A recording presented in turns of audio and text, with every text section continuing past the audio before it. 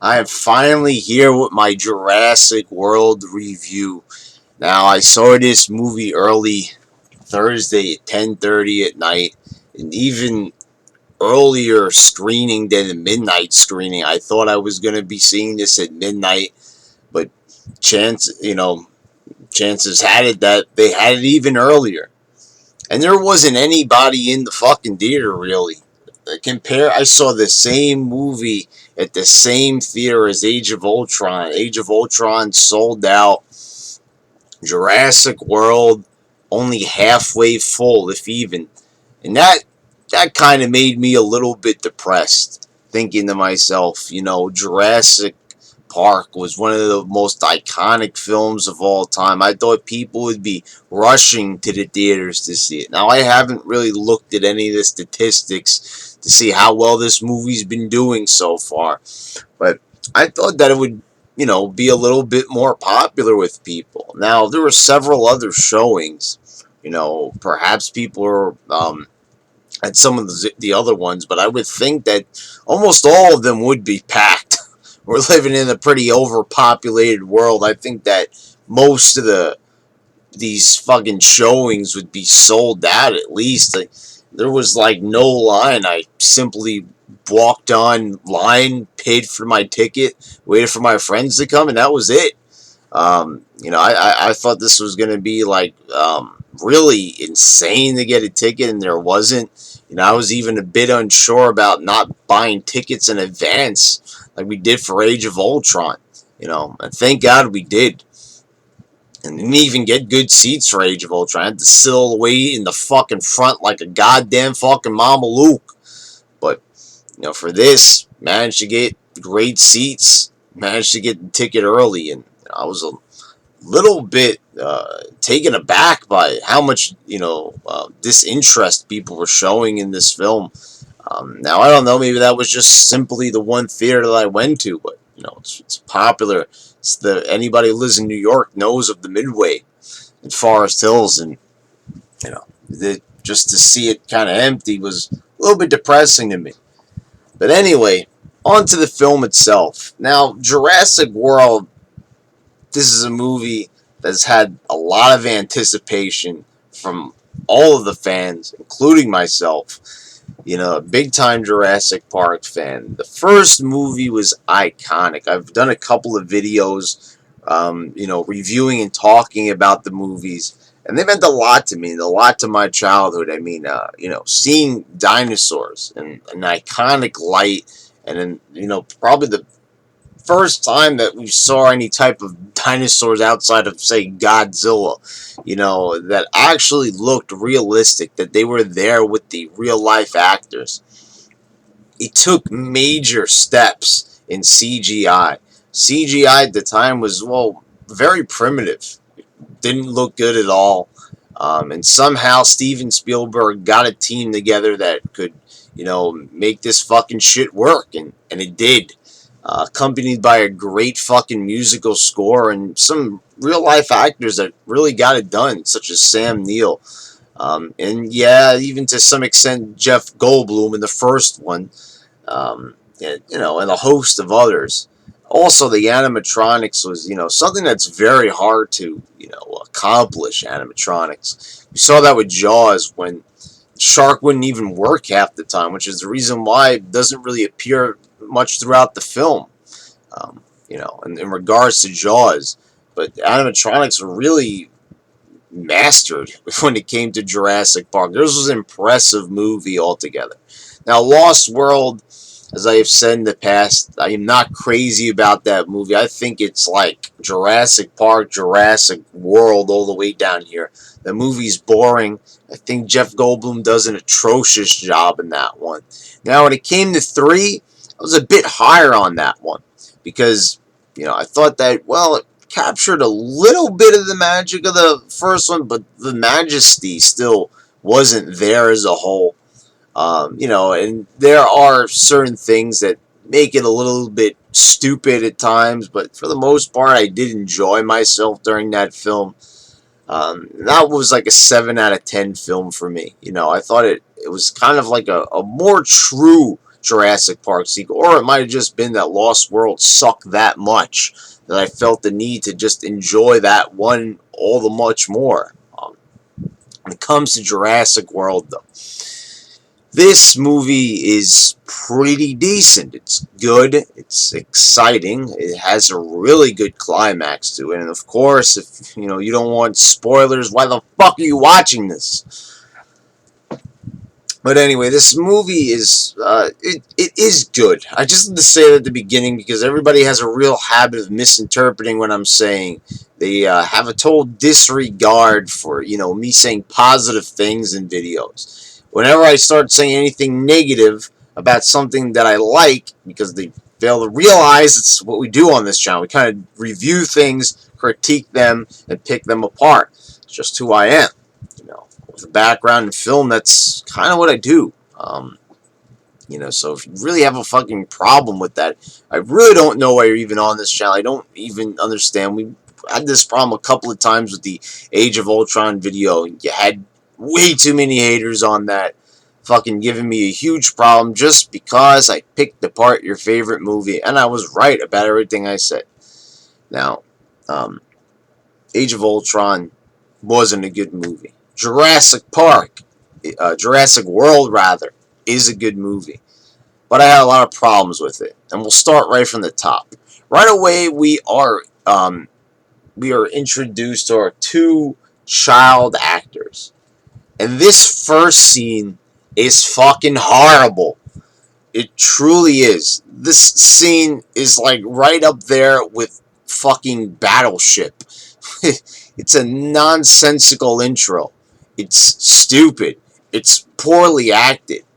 And right away we were introduced to Ty Simpkins. If anybody doesn't know who the fuck that is, that's the kid from fucking Insidious. Now that kid didn't annoy me at all in Insidious.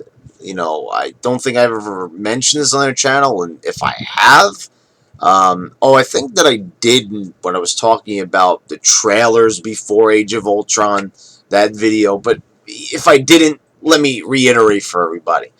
Insidious is one of my favorite horror movies of all time. And I know a lot of people are going to have problems with that because it's a more current film, but it just is. It was probably one of the best psychological thrillers I've ever seen. It was probably the most unique thing to come along in a long time. Now, Ty Simpkins isn't directly responsible for that, but he did a good job as the child actor in the film.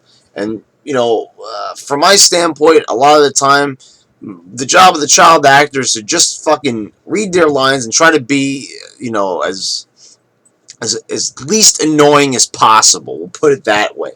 The child actors that were cool back in the day, like Macaulay Culkin and Home Alone and such, those days are fucking numbered, I think. Where a fucking kid could give a great fun performance. But he's unbearable in this film. It needs to be said. He is downright fucking unbearable. I couldn't stand his performance. I couldn't stand anything about him. And whoever's playing the older brother, I didn't care to look up his fucking name. But he's an asshole. And not even, an asshole that's acting well at all. Just annoying. There's a couple of things about this intro that just fucking fall flat. And even Lost World has a better intro. The first Jurassic Park has a 10 times of a better intro. 3 has a better intro. Every fucking movie probably under the sun has a better intro. Any fucking random horrible fucking movie has a better intro than this.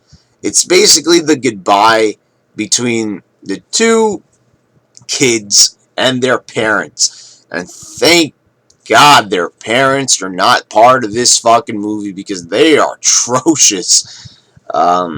Even them saying goodbye, they're stone-faced. They don't even appear to be real people, judging by their reactions. So we have a 16-year-old and roughly an 9-year-old. I don't know. How old was this kid in Insidious? It doesn't look like he fucking grows up at all. Don't know what's going on there, but anyway, older kid saying goodbye to his girlfriend. It's just lame and dumb, and you might be like, oh, well, that's the point. It's supposed to be like his girlfriend's too clingy and shit, but I don't know. I don't fucking care. I shouldn't be seeing this at the beginning of Jurassic World, a fucking movie I've waited over a decade for. I shouldn't have to sit through such fucking grueling bullshit. This was a bad scene. And also, fucking Ty Simpkins over there telling his mom that to get to the airport, it's going to take 46 something minutes or whatever based on traffic. What a little fucking smartass.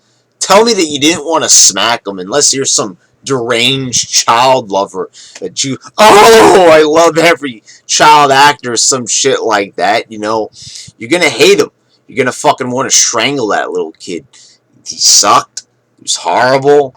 In this scene, he just talking back to his mom. His mom should have fucking smacked him for sounding like such a fucking little smartass. It was trying to make him seem cute. Let's be realistic here. They were trying to make him seem cute. Talking to his mom intelligently. They made him like a fucking child genius, and that's kind of what he's supposed to be. And we see glimpses of that. Then we're introduced to the ant, because they're going to the Jurassic World. They're supposed to be on vacation, spending quality time together. And who is it? It's Bryce Howard. Now, I don't have a problem with Bryce Howard for the most part. This is Ron Howard's daughter.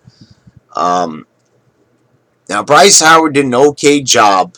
It's Spider-Man 3. And we've talked about that movie. I don't hate Spider-Man 3, and she was Gwen Stacy in Spider-Man 3. And that's really the only role I really care really about. She was also in Twilight, which I actually did see some of the movies, not just some of like the first. I did see every Twilight except for the last one. So I'm familiar with her. Don't really quite remember her performance in there, but whatever. Someone shoot me a line in the comments section and tell me exactly what role she played. I think she was part of the fucking League of Vampires along with Dakota Fanning. Seem to kind of remember, but whatever. I don't like her in this movie. I think she's annoying. And that's the problem with this movie. There's too many fucking annoying characters. There's also some nerdy guy who's like one of the tech workers or something, working something with computers, whatever the hell he is. Works at with the technical stuff at the park, let's say. And he gives this little speech about like product placement, and it's not even that funny. It's kind of like almost like breaking the fourth wall in a way, because there is a shitload of product placement in this movie. We see Starbucks cups, and then we actually see Starbucks itself. And we see a whole bunch of other fucking logos thrown in our face, and I know this is pretty commonplace in movies. It's not in every movie, but this is just, I know it doesn't really detract from the film that much, but it's like Jurassic Park didn't have anything being promoted in it and all. It kind of makes it feel cheapened in a way. Like it's always been a part of Hollywood, but it feels even more Hollywood. At least, when Spielberg was in control, it felt, more like, I don't know, like you were part of the team, that you were also in Jurassic Park, or what the fuck ever. Just too much product placement. I don't need to put it in an artistic way for you and talk it up and come up with all different psychological ways, to try to analyze it. I don't like product placement. Fucking shoving logos up my ass. It's too much. I don't like having Starbucks thrown in my face and a whole bunch of other brands being fucking, thrown at me saying, buy it, buy it, buy it. I don't like it. Just fucking concentrate more on the movie than figuring out clever ways to fucking hypnotize us into buying fucking bullshit. So, Bryce is just annoying in this film as the ant. And I know you might be saying, well, maybe she's supposed to be, maybe, you're supposed to dislike her, but she overacts in it. And I don't understand, like, she wasn't doing that in Spider-Man 3, and maybe, you can make the arguments maybe up to the director, or something. But we had a pretty good producer on this fucking film. Frank Marshall worked on the Back to the Future films and the Indiana Jones films, and there's really no fucking excuse for not doing a good job when Frank Marshall is kind of near the helm. Producer, director, they're collaborating. Um, but yeah, it's just there's moments where they have Bryce just really just seem a bit cartoonish, not real. Her reactions and stuff just feel robotic, and I guess they're trying to make her kind of like the lame character, so you like the Chris Pratt character even more. But here's the thing: once the movie introduces Chris Pratt, it's like this movie gets so much better. It starts off really crappy. I shouldn't even just say the opening scene, but like the first 20 minutes of it, the first 25, 30 minutes are just like, I really felt like they could have just been cut, really, because there wasn't anything good in it.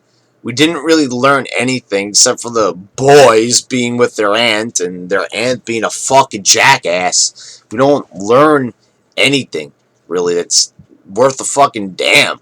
It's a kind of a waste of time, really. We don't learn anything. There's nothing really too pivotal. And if I am missing out on anything that was really said that's that important, they really could have just chopped this down a bit. Um, and figured out a better way to introduce the child actors than have some annoying moronic scene with bad acting. But Chris Pratt does an amazing job in this film. What a badass, reminding me of Sam Neill, but taking it to a more badass level. Sam Neill was just a scientist. Now, we're talking about Chris Pratt, the guy from Guardians of the Galaxy. Everyone's going to say that, and I'm quickly becoming a big fan of this guy. Really, just a good performance. We see him training the Raptors, and that scene right there, that got me excited. Seeing him in the cage, the Raptors, he saved some fucking guy that's cleaning up their shit or whatever. And we get Vincent D'Onofrio, Wilson Fisk of Daredevil fame and Law and Order, Criminal Intent, Men in Black. List goes on and on with Vincent D'Onofrio. Now, my friends didn't enjoy his performance. They wanted him to die. They felt that he was just an asshole. But the thing was, it's like, I liked this performance, and I think he did exactly what was expected. He was an asshole, not an asshole like Bryce Howard, where she's just overacting and just being annoying. Vincent D'Onofrio is not annoying, but he manages to be dislikable, and this is the role of the villain. Not really supposed to be cheering for the villain. I know in movies, we like to be renegades and we like to root for the villain. Star Wars, we like to, get behind Darth Vader and all the other Sith Lords. But, really for the most part, the intention of a villain in a movie is really to get the audience to dislike them. That's why they're the antagonist, not the protagonist. We're not really supposed to like the villains. We could like the performances, but we're not really supposed to get behind them. And they greatly accomplished that in this film. Vincent D'Onofrio is an asshole, and when he does eventually die, it's quite satisfying. It truly is. And one other thing I really enjoyed about this movie is there's kills, and we finally get to see the genetically altered, created dinosaur. It's a T-Rex fused with a raptor. And we get the build up, and there comes a time when the Raptors actually team up with the genetically engineered dinosaur, and he gets the Raptors to attack a whole fucking team, along with Chris Pratt. And, we see Chris Pratt trying to, talk to the Raptors. And this is actually a really, really good part of the film that I enjoyed is Chris Pratt's relationship with with the Raptors. We really didn't see any of this. There was no emotional connection or anything like this in the past three films. It was just basically, just attacking and shit. This is the first time we saw someone actually training the Raptors, communicating with the Raptors, and getting them to somewhat obey him. And I thought that was really a nice little part that they added in there. And just about anything that revolves around Chris Pratt and anything that he's directly responsible for in this film is great. And anything Vincent D'Onofrio is directly responsible in any scene for making it great is great. Anything that the kids now, most of their scenes from after the horrible fucking 20-minute opener are a lot better. The Except for the parts where he's dragging his little brother around the park, those parts were like, we do get to see where the sea creature dinosaur, whatever the fuck its name is, pops up. They're part of that scene too, because his little brother is stuck in they're stuck in the kiddie section of the park, and they want to go to the more adult section, and they're stuck with Bryce Howard's assistant, and she's just on her phone the whole time, and these parts are not that good at all. But when they sit there and they're watching, that epic fucking creature just come up and bite the shark, you saw it in the trailer. That looks awesome. We saw it 1,000 times in the trailer, but it's still fucking awesome. And that looked good.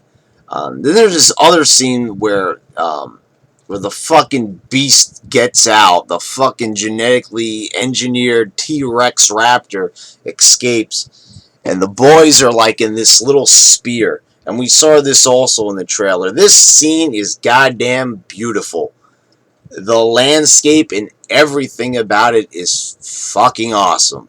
And of course, they get attacked when they're in this little spear. And this scene is a thing of fucking beauty. And this is where I get excited. I'm even getting chills even talking about it. This scene right here was very Spielbergish, but not Lost World Spielbergish. Talking about the first Jurassic Park Spielbergish. There's a combination of amazing looking CGI and animatronics in this film. And the thing is, what I love about it is that they've actually shot all the scenes with them actually inside that spear.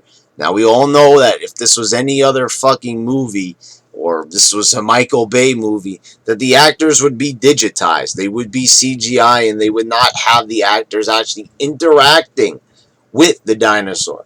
But they did that here. And it's really fucking powerful. And you need to see it, but I'm going to spoil it for you anyway, in case you've already seen the movie, which I think a lot of you probably have at this point. If you're a Jurassic Park fan, you found this video, I think that you're probably a pretty big fan already.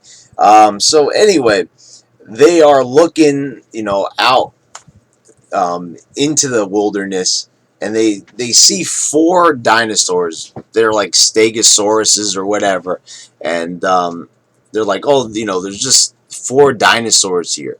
And then the little brother's like, no, there's 5, and you don't even see it at first. You're just counting the actual dinosaurs, and then the camera kind of somewhat makes your eyes focus on it. There's a reflection on the spear of the fucking dinosaur, of the genetically altered T-Rex raptor. That scene was fucking awesome. And that right there, that's cinematography. That is awesome cinematography. That is premier cinematography.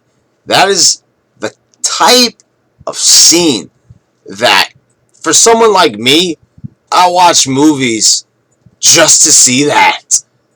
That gets me horny. Yeah, that is awesome. And then it goes on to attack them, and then we see where you actually see the dinosaur's jaw clasp around the spear while the actors are inside, and that is animatronics. And you see the actors interacting with the dinosaur, or it appears that way to you, and that's just awesome. I love when the movie, when it's fantasy, looks real, like the first Jurassic Park, like they're actually there. That was that was fucking great. That was even superior to a lot of the scenes even in the first Jurassic Park. It was just, it looked amazing. That was so fucking powerful. When Chris Pratt's, being a badass, and, they're fending off the raptors, and, you notice that he doesn't get violent with any of the raptors, but D'Onofrio's team that's there, that reveals their plan that they want to use these dinosaurs as military weapons. That's his goal, of course. So he's going to meet an unfortunate fate in the end with goals like that. Um, and then you have B.D. Wong, the scientist from the first film, comes back. And, he's just kind of like a man caught in the middle. Basically, he's just trying to keep his job. And, he's worked on this fucking genetically altered beast. And the scene that he has with, I believe it's with D'Onofrio, is pretty fucking good. It's the most fucking speech that he's had, it, it, you know, in this franchise, and it was much welcome. I really enjoyed this scene. We got a little bit of a glimpse into his character, that he's not in charge; he's just taking orders. So even though he helped create the beast that's killing everybody, it's you know it's not really his fault. Then you got the pterodactyls from the third movie come back, and they're also genetically altered too. And some of them have heads of what I think are the raptors. Now, I don't really know how I feel about that. It doesn't really look that natural, so you could make the argument that it looks a bit goofy. If I'm here to play devil's advocate, I didn't really mind that much, but I was kind of thinking, like, I don't know, do I like this or not? And I kind of decided that it is a little bit cool, because they are, genetically altering these dinosaurs, so you are going to get some weird looking shit.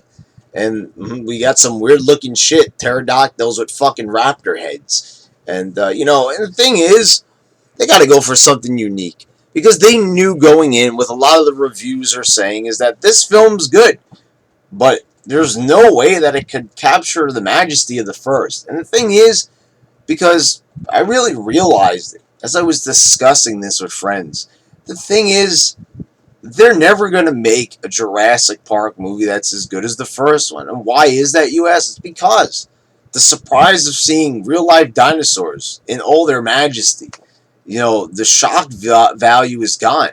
They can never get that back. So every single movie that they work on, including this one and all the others, they're working with a true handicap. Unless they do something totally fucking amazing that's just so mind-blowing that we have no other decision but to favor that movie. The first one is always going to be the best. So what else do we have to talk about in this film? Oh, yeah, so the child actors. So, I really started to like them in that spear scene. I really respect them for, having the proper emotions to react to their dinosaur attacker. And I started to really like them. See, when there's more serious scenes, they do a fine job. They ain't winning any Academy Awards, that's for sure, but they did a fucking okay job in all the other scenes where they're not acting tremendously goofy. And I really did appreciate their performances, during the spear scene, and I think it was pretty good. Also, you have this scene where they actually go into the same room where the first movie sort of ended, or had the climax, where the T-Rex kills the raptors and then roars as the banner falls down in front of him. An iconic scene. Probably one of the best fucking scenes in movie history. and we go back to that room, and it's dilapidated, and we get to see some of the Jeeps that have been broken down. And then we see that Ty Simpkins, Mr. Little Insidious over there, Mr. Little fucking Smartass, actually starts up one of the Jeeps, and they use the Jeep. And, that's awesome. What a fucking throwback. I mean, I felt like this was the right amount of nostalgia, and I like how, this was the old part of the park, the part that everybody doesn't want to know existed, because this was the failed park. And Jurassic World's supposed to be the new improved park that, well, kind of failed anyway. But anyway, that was a pretty good decision to put that in there. Some people might say, oh, they're just going back for nostalgic's sake, and that may be the case, but I thought it worked really well, and they intertwined it into the story pretty well, where, some people haven't seen the first movie, and those who did would like it. It's kind of hard to hate this scene. And then the climax of this movie is pretty amazing. Just fucking all hell breaks loose, basically. And the fucking T-Rex gets unleashed. And his appearance is very, very well done. They have him locked up. You see the door slowly coming up. And there he is. And then he lets out the iconic roar. And that was very well done. But what's even more well done is the final Godzilla-like battle in the end. As the genetically altered dinosaur goes against the fucking T-Rex. Now, which T-Rex is this? I guess it's the same one from the first one. Not too sure. But, there was two in Lost World. I kind of lost track which one this is exactly. But anyway, this fight is amazing. There's real explosions. They're fucking smashing into shit, real shit, that's blowing up and getting destroyed. I mean, this was pretty fucking cool. We've never seen a battle on this scale. And then we see the the Raptors going at it with him as well. And it just all just comes together right here in this scene. And I just really said, yeah, I like this movie. If for nothing else, it's because of this climax just does everything right. They do everything right here. There's nothing that's dislikable about it. It's great.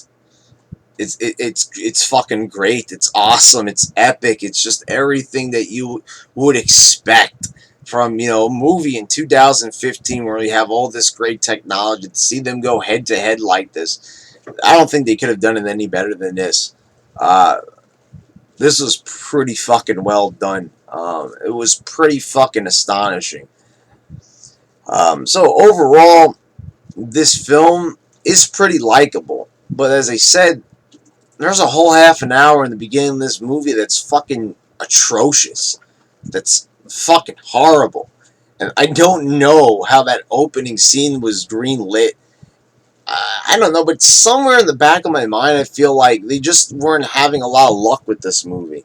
It's kind of like with Lost World. Spielberg was just having a fucking tough time with that film. He just didn't know what to do. He was just so worried about making a sequel to such an epic movie like Jurassic Park that he ended up basically failing. Because he just couldn't, he was probably so desperate for ideas, he just picked all the wrong ones. Now, they did a lot of good choices in this film, but this first scene, it's just so long. It's, or a couple of scenes. The opener to the film is what I'm calling it, the introduction to the characters. It's so terrible, the first 30 minutes. It really is bad. But the rest of the movie is good. The other fucking hour and 45 minutes, this movie's over 2 hours. It's kind of agonizing. And they made the characters way too annoying. And as I said, Bryce Howard in this film, she tries too hard. And that also is another thing that takes me out of it. is that you've got Chris Pratt, and a lot of his reactions to Bryce are funny. There's like also like one scene where she like kind of like knots her shirt up and kind of stands there like all tough, and Chris Pratt's just like, what the hell is that supposed to mean? And it was like funny. There's good scenes, but the thing is, her reactions to him are not. And I don't know. It's like her performance was just fucking lazy as shit. It really was. So it's kind of hard for me when I'm rating this and reviewing it to really overlook such a terrible first scene. And there's definitely points off. But Jurassic World as a whole is just, it's too good. It's, to really have that first section of the film really hamper the rest of it. It doesn't seem fair to just write off the rest of the film and like give it a shitty score, because the rest of it just does so much. And once again, it's kind of like a movie a little bit like Mad Max. It kind of schools some of the newer directors. And yeah, we do have a new director here, but I think that Frank Marshall probably helped that bastard out quite a bit, because he doesn't have any films under his belt worth a damn. So I think Frank Marshall did a lot of the work here, to be quite honest. A more experienced guy that's, has had a lot of experience producing and making movies and worked on some of the most iconic films of all time. I think it was just right to kind of give him almost a little bit of a sidekick here in Frank Marshall, and you know it turned out pretty well. But I kind of feel like the first scene is, they try to go for the whimsical family approach, and that is very Spielbergish, but it was a big fail. I don't know what happened here. If Frank Marshall was taking a nap while this was going on, shooting this scene, or if they kind of just, both of them tried to just go for the Spielberg magic and just fucking failed because they were trying too hard to recreate his greatness and his directing style. Whatever it is, though, it fell flat. It really did. And I didn't like it. I seriously did not like what this first scene had to offer. It was pretty fucking shitty. But the rest of it is awesome. And just in conclusion, really just wrap up this video. Because I feel like I'm kind of repeating myself in a way. I think you kind of get the point that this is a good movie, that I enjoyed it. It's just that there were a couple of things that really fucking pissed me off about it. A lot of annoying characters, too many annoying characters that kind of hampered it a bit. I'll give this movie a strong 8 out of 10. I really want to give it an 8.5, but I feel like some of my complaining is not really justifying that extra half, but I guess I'll just throw it in there that I might be just kind of juggling between those two. But I mean, like, that's not even a bad rating to really take away, a whole point and a half based on the shit that annoyed me. It still is a great film, and I'll definitely go back and watch it again. I might see it with another friend in theaters who has yet to see it, or if not, if we don't get around to that, I'll probably definitely buy this fucking movie. It's that good, and yeah, pretty enjoyable film. It's definitely the second best in the series. That's not really saying a lot, but you know, I, I guess it is saying a lot that this is a great film. We've been waiting for something that reminds us of the first Jurassic Park. And like I said, I didn't hate the third one, but it didn't really feel like the first. This feels like the first, and there's moments like the spear scene where, I feel like I'm right back at home with the first film. While it still felt original, and that's the thing. I also have to give it points for that. This movie tries hard, and not too hard, to be original at times, and they do succeed. They really do. And that's what I really appreciate most about this movie, is that they try to innovate while still keeping that same Jurassic Park feel, but they really just should have cast it a bit better. There should have been a bit better directing on a lot of scenes. There should have been more takes for a lot of these performances, such as Bryce Howard. I don't care. Bryce Howard, from what I had seen in the past, was a decent actress. I don't see why this performance was so bad as it was. There's really no excuse for that. Anyway, definitely recommend this film. I recommend it especially if you're a Jurassic Park fan and you were sickened by Lost World and even the third one, which I happen to like. Yeah, I'd say totally go for this movie. And that I will say about the third film. There was far less annoying characters in the third film than there were in this one. You might want to think about that for a while. For all those people that bashed the third movie, think that they kept the annoyance to a minimum in that film. Just saying. But anyway, this is a great film. Go see it.